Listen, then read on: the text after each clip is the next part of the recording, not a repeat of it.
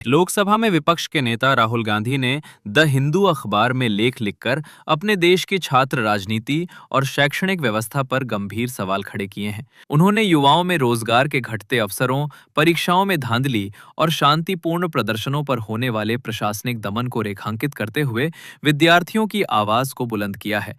देखिए कि राहुल गांधी ने अपने लेख में क्या कहा है।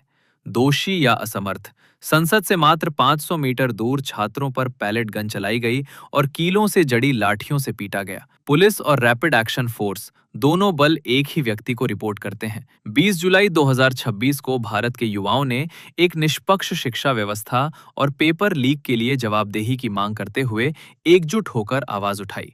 हर जाति, वर्ग, क्षेत्र और धर्म के युवतियां और युवक वहां जुटे थे। उनमें न्याय मांगने का पर्याप्त साहस था, अपने संवैधानिक अधिकारों को समझने के लिए पर्याप्त विवेक था, अपनी ही पीड़ा पर मुस्कुराने के लिए पर्याप्त संवेदनशीलता थी और उन्हें यह भरोसा था कि वे लड़ सकते हैं और जीत सकते हैं। देश ने इन प्रदर्शनकारियों को आश्चर्य और सम्मान के साथ देखा।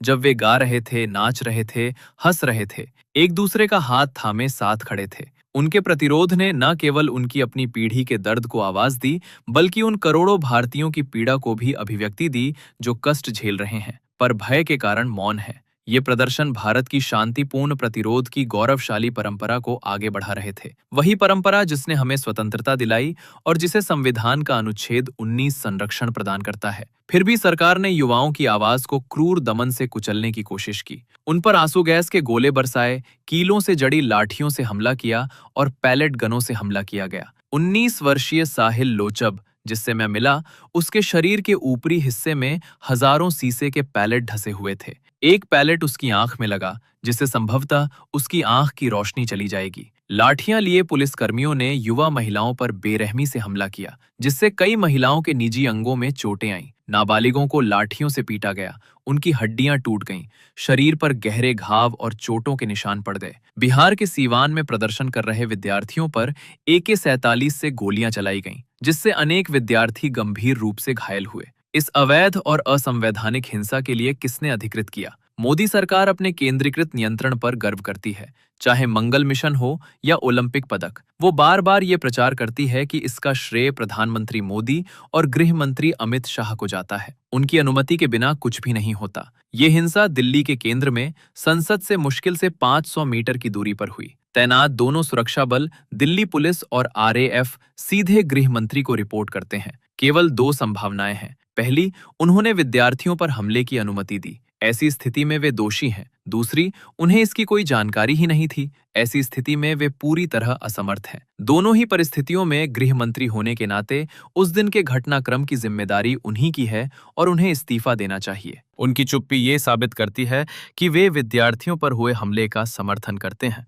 उन्होंने ना तो किसी जांच के आदेश दिए हैं और ना ही कोई बयान जारी किया है। उन्होंने संसद में आने से भी इनकार कर दिया है और हर दिन चर्चा की मांग के विपक्ष के दिए गए प्रस्तावों को बिना विचार के खारिज कर दिया गया है। उधर प्रधानमंत्री मोदी अपनी छवि बचाने की बेचैनी में अपने प्रचार तंत्र और गोदी मीडिया को सक्रिय कर चुके हैं।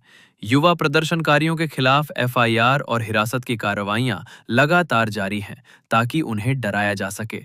भाजपा के ऑनलाइन ट्रोल युवा महिला प्रदर्शनकारियों और उनके माता पिता को धमका रहे हैं, जिससे उन्हें सार्वजनिक माफी मांगने पर मजबूर होना पड़ रहा है।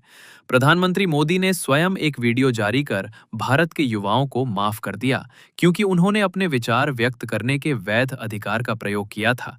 ये कितना विचित्र है कि एक प्रधानमंत्री अपने ही नागरिकों को माफ करे जो केवल जवाबदेही की मांग कर रहे हों।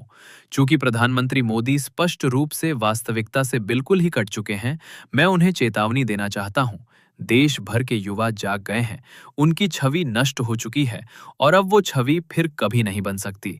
भारत का युवा उन्हें, गृह मंत्री शाह को या किसी भी अधिकारी को उनके गैर मुनासिब हरकतों के नतीजों से बचकर निकलने नहीं देगा। हम विपक्ष में युवा शक्ति के साथ खड़े हैं। हम इन अपराधों की सजा दिलाकर रहेंगे। 20 जुलाई 2026 को साहिल और भारत भर के हजारों युवाओं ने उन लोगों से जवाबदेही मांगी जिन्हें उन्होंने सत्ता में चुना था। आज नहीं तो कल जवाबदेही जरूर तय होगी और हम ये सुनिश्चित करेंगे।